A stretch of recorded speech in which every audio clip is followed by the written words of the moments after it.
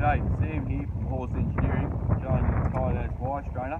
Here we've got a fence line that tree's come down and knocked out really anything. So you can see here we've got a fair bit of slack in this barb, but it's intact. So the last thing we want to do is cut it. So I'll put my strainer on that side, open it up to the full amount, and you can see I've really strained that up without having to cut the barb. So there's the wire that we've taken out. Now I've got a fair bit to do, so I've got a heap of pre-cut wire. And like all the other videos, wire on one side,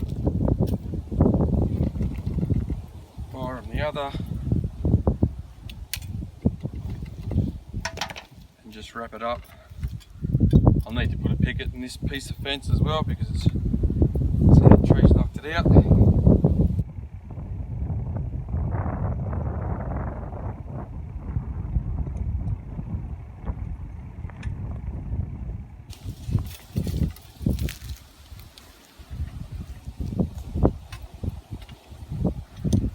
That's nice and tight. Drop the strainer. There you go. That's nice and tight. So by the time we tie a picket in that, that'll get to work again. Tight as wire strainer. Thanks for watching.